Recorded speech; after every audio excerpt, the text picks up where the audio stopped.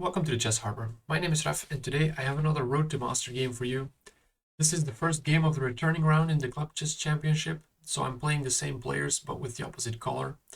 I had the white pieces this week, and after last week's successful squeeze, I wanted to try and play for the kind of slow positional game again. That's why I decided today I'd play an English opening. It's an opening I have played a lot online, not that much over the board, but today I think it felt appropriate. My opponent plays the move knight to f6, so a very flexible move. He can still play e5 and go into the reverse kind of Sicilian territories. He can play g6 and go for King's Indian style territories. He can still play something like d5, opting for kind of a Grunfeld approach. So it's a very flexible way to start. And here I can play the move. I can play the move knight to c3 or g3. It's really a preference of style. In the past, I've always played the move knight to c3 with the idea that, for example, if there is g6, I can immediately go for e4, kind of approach a Botvinnik style setup with bishop to g2 and d3, and then later go for b4 or f4. That's what I've usually played in the past, but I'm trying to expand my horizons a bit, so I decided to play the move 2g3, go for more kind of a reverse dragon style. My opponent played the move c6. So with move c6, he kind of signals he wants to go d5 very early, kind of more play a Slav style setup, play bishop to g2 and d5.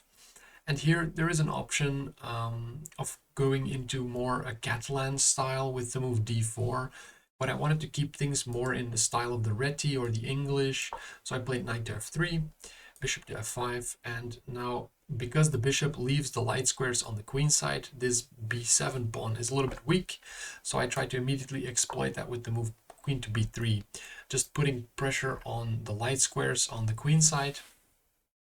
And my opponent plays the best move. He plays queen to b6, just challenging the queens, so we have this kind of standoff, and really nothing should happen of that standoff. I can just ignore it. If black takes white, we're going to take back with the a pawn, and our rook is going to be improved, and vice versa. If I take black, black is going to open up their rook. So currently there is no real preference of taking. If I can put more pressure on the d5 point with a move like knight to c3, for example, at some point I might be able to exchange the queens and then take on d5, giving my opponent some kind of isolated d pawn, which would be a long-term advantage with the bishop being on the long diagonal.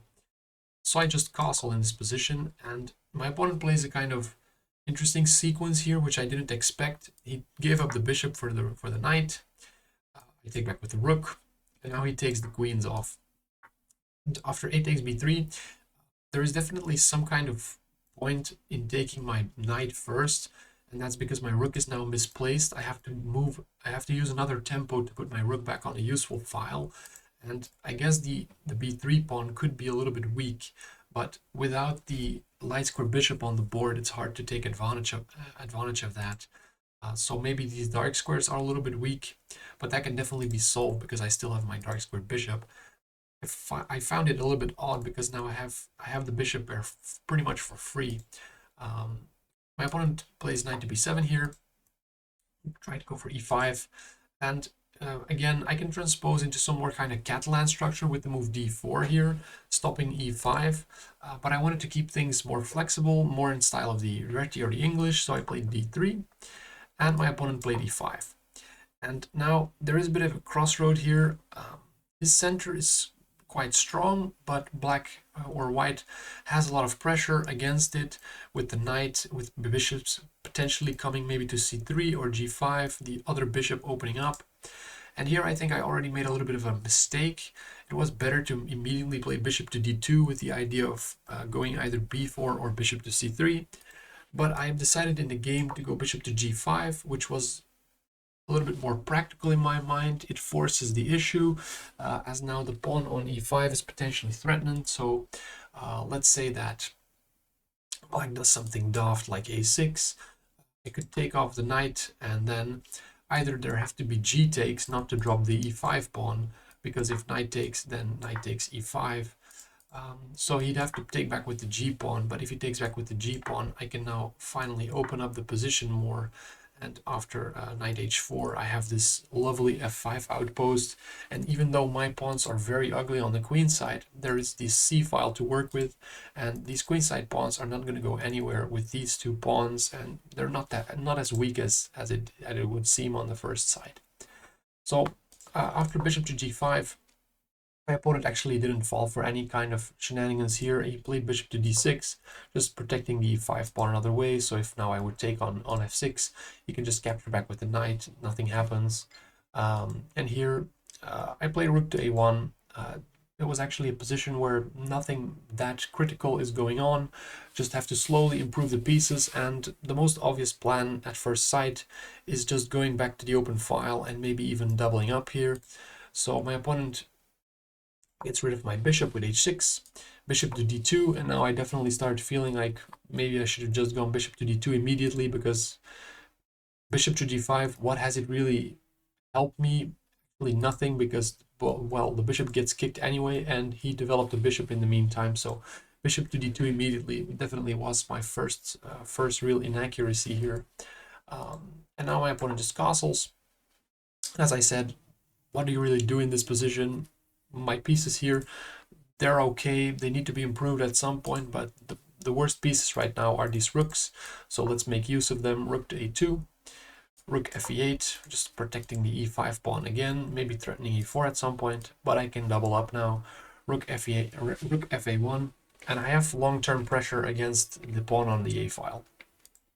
And here, my opponent played a little bit of an odd move, I guess, in reaction to this pressure on his a pawn.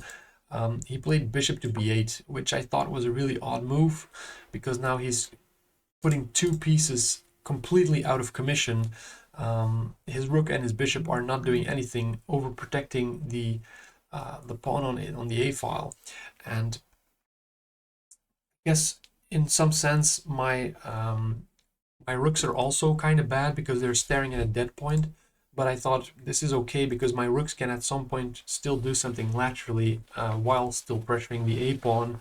And if I can just slowly start pushing up my pawns, he's going to be in trouble. So here I played b4, which was another point why bishop to b2 immediately was better, because it supports the b4 push. And now my opponent played e4, going for some kind of attack space advantage. Very logical. If you can open up this file and maybe use a rook on the e file, it could be very dangerous here. But my knight has a nice square on d4, and currently there is nothing going on e2, because even if he takes, my knight covers e2. So my opponent played another kind of odd move, which I didn't expect. He played the move c5, kicking my knight, trying to open up the c5 square for his own knight, maybe. But when he played this during the game, this completely felt like a blunder to me. And I have to maybe say that at this point, because there was a lot of positional nuances going on, my opponent had spent a lot of time already, but I had used a lot of time as well, with the positions being somewhat unfamiliar to me, because I don't have that much experience playing this kind of modern reti approach. We both spent a lot of time already, and at this point, I think both of us had about like half an hour left. And I definitely knew this position was very important, so I spent a lot of time on it. And eventually, I just took the pawn. Knight takes back on c5, and I just played b4 again, kicking the knight. But my opponent found an amazing move here, which I completely missed. And the move actually seems to save his game somewhat. He plays bishop to e5 with this very strong pin. And during the game, I thought I was busted after this move. This move looked very strong. If I just take the knight, he takes back the bishop, and I'm going to lose this pawn. All the pawns in the center can be exchanged, and I either have nothing better than a draw, but I even think black's a little bit better there. During the game, I really couldn't figure out how to correctly position this rook if this happens.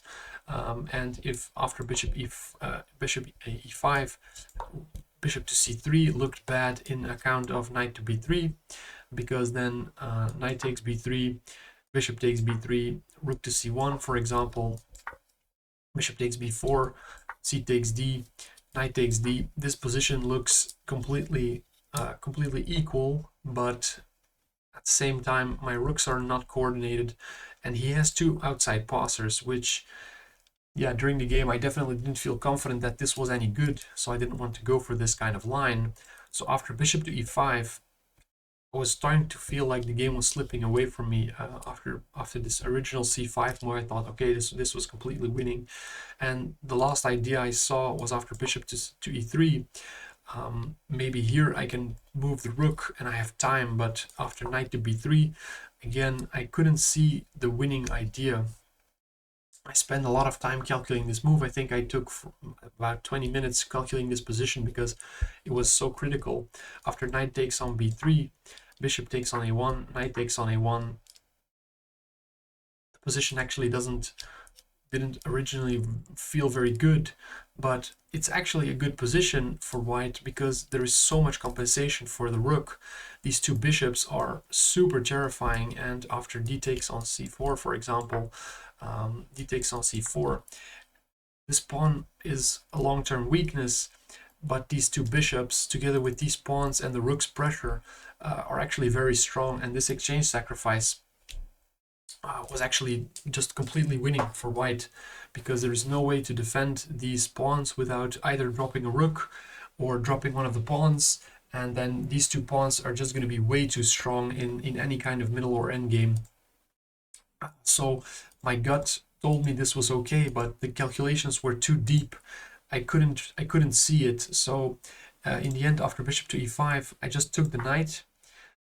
Knight of bishop takes on d4, and now rook to b1. Just pressure on the b file, getting out of the diagonal here, and after, for example, bishop takes, I can just take back with the rook on b7, and the position would be somewhat equal, but it felt very uncomfortable because after e takes on d3, there would be rook e2, and here I didn't really feel confident as well. Again, the engine calls this completely equal because you have counterplay, rook to b5, for example, bishop d4, c takes d, and then now rook c8, bishop f1, just evicting the rook.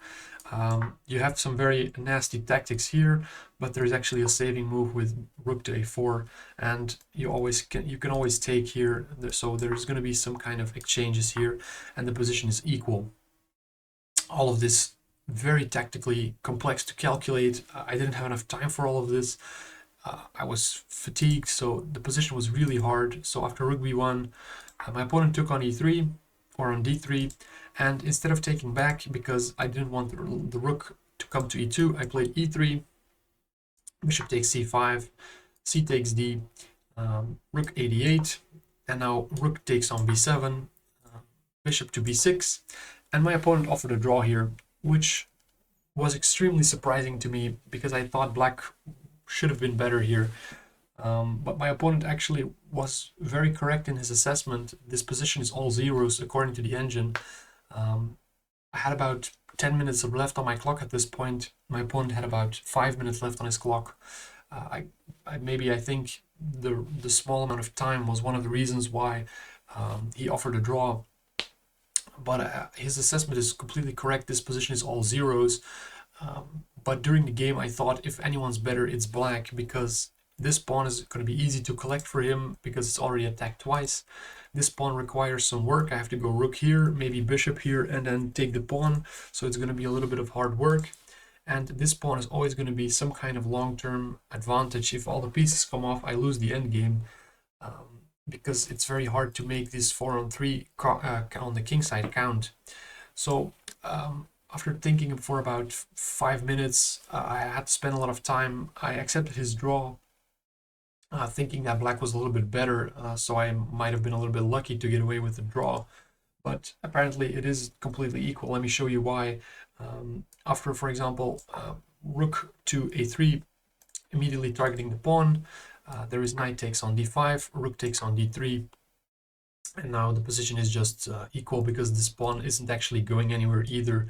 So knight to f6, for example, rook takes d8, rook takes d8, bishop to c3, rook d1, bishop f1. This position it's equal. There is the rook here does a good job of pressurizing that pawn. These pawns are keeping the bishop completely passive, and with the bishop pair, white is actually able to hold a draw. But during the game, yeah, I didn't feel confident enough in this either. So a draw for was agreed, and I was definitely a little bit disappointing because I thought I was better after this c5 move. I definitely knew there was some kind of winning chances for me. I didn't trust my instinct here. I didn't have enough calculation strength to continue the game, and yeah, I definitely after the game was a little bit disappointed by the result. But by all means, we're about equal strength. The draw isn't that bad, but I hope in the next game I can do a little bit better than this. Thank you for watching. I'll see you guys in the next one.